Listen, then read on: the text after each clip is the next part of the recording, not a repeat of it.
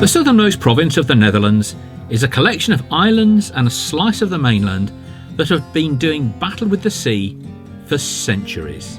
In this short film, I'll be exploring some of the historic towns of this friendly province and discovering why the landscape changed so dramatically in the second half of the 20th century. It's fitting that the slogan of this province is "I struggle and I emerge," because this is sea land, Zeeland, or more accurately, as they say here, Zeeland. If you're wondering whether New Zealand was named after Zeeland, then I can tell you, it was. The first European to land there was the Dutch explorer Abel Tasman.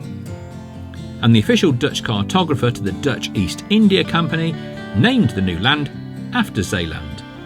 Not consulting the indigenous Maoris, of course, and regardless of the fact that the landscape was completely different.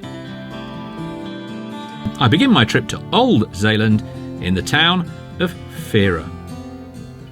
The historic port of Veere has a strong connection with Scotland. From the mid-16th century onwards, it had a monopoly on Scottish wool, and that made this little port very rich indeed. And along with wool came people.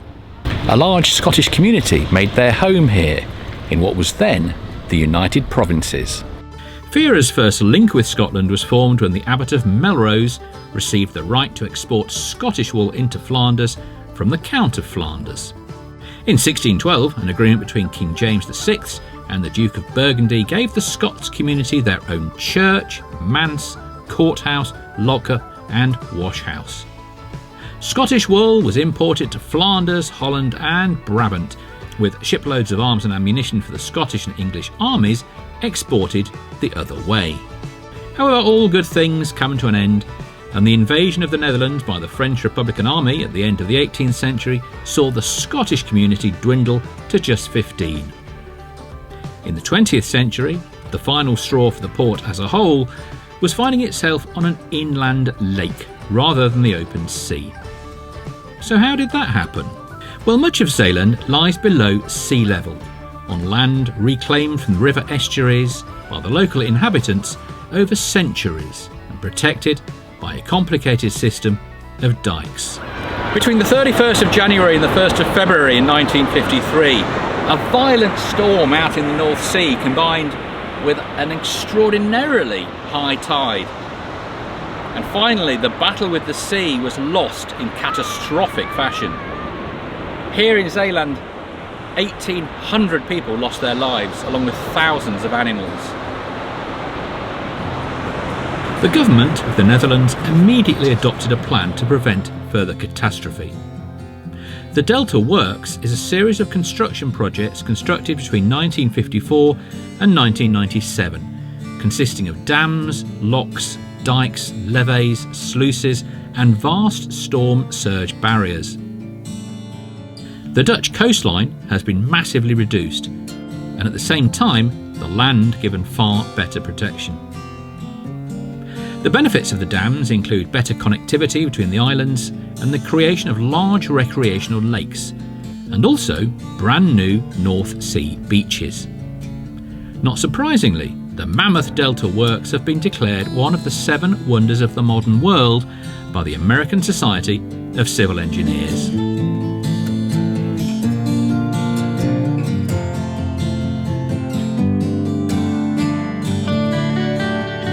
This is Domburg, a favourite haunt of artists in bygone days and extremely popular during the summer months. In October, it's sleepy, and I like it that way. To commemorate Mondrian's visits to Domburg, this is, well, unmistakably Mondrian's bench. In 2013, Domburg was given the official status of a health resort by the German Spa Association. The seawater, the climate and the natural resources of the soils here have health-giving properties. The cafes have health-giving properties too, but that's just my personal opinion. Close to Domburg is the lovely village of Oostkapelle. Now if you're here, make sure to pop into the Bakkerij de Raak, where Arya will sell you delicious bread and other local products from a heritage 1853 windmill, which has to be one of the prettiest mills in Zeeland. As you travel further along the coast, the huge sea dike becomes even more evident at Westkapelle. The village's first sea defences were constructed in the 15th century, with more reinforcement over the years, until they were bombed by British planes in the Second World War in an attack against the German occupying forces. Here at Westkapelle, there are sombre reminders of the battles that took place here as the Allies attempted to stop the advance of Nazi Germany.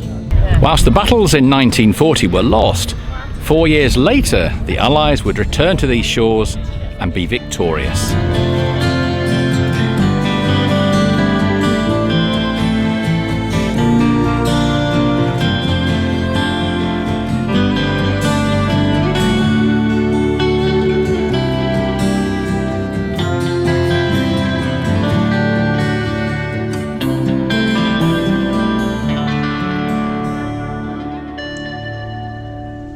The capital of the province is Middelburg.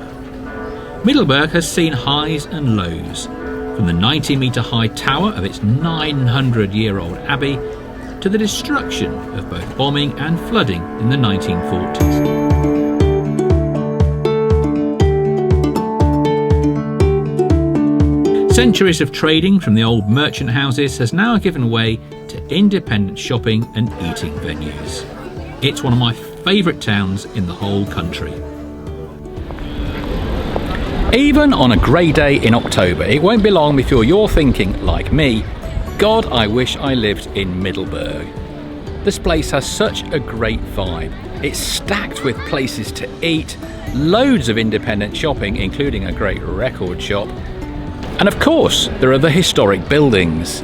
Oh, that one behind me? Oh, it's only a 15th century town hall, one of the greatest pieces of architecture in Northern Europe.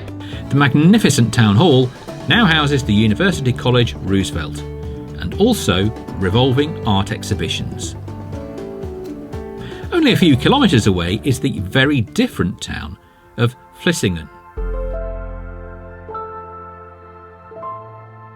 The port of Vlissingen was heavily bombed during the Second World War, which is why its architecture is entirely different to that of Middelburg, which is just a few kilometres away.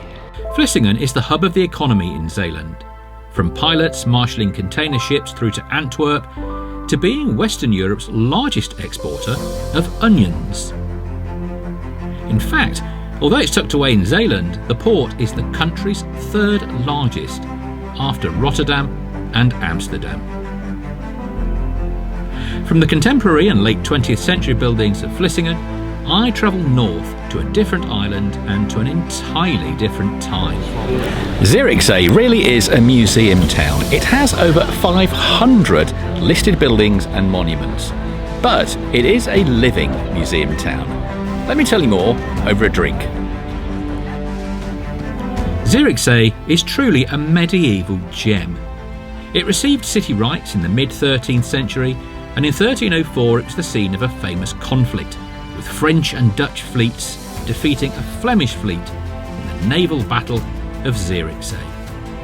In the following years, it grew rich on trade between the Low Countries and Great Britain. If you ever wondered what it would be like to walk around an old Dutch master's painting, then come here and have a stroll around the streets of Zierikzee. Take away the cars and some of the shops, and it is like stepping back in time to the Middle Ages.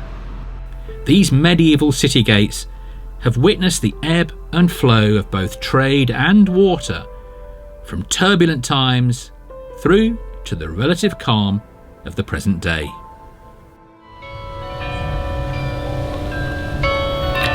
The combination of historic towns, big skies and water makes Zeeland quite unique, and it really is a secret. Apart from the Germans, German tourists have found Zeeland.